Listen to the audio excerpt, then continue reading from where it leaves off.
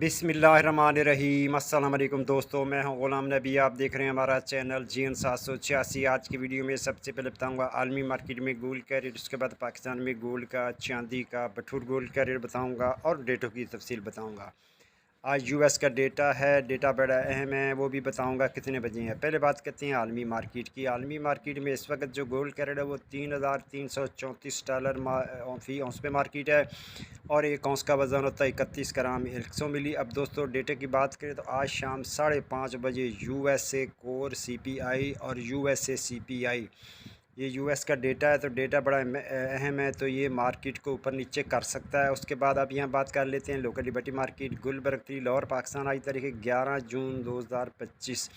आज के गोल्ड के रेट की बात करें तो 18 कड़ी फ़ी तोले का रेट 3,64,750 रुपये फ़ी तोला।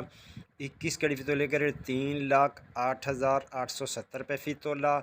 22 कड़ी फ़ी तोले का रेट 3,23,583 रुपये फ़ी तोला। 24 कैरेट गोल्ड का रेट जनाब 3,53,000 रुपये फ़ी तोला। जी हाँ, रेट दोबारा सुन लें। 24 कैरेट गोल्ड का रेट है 3,53,000 रुपये फ़ी तोला।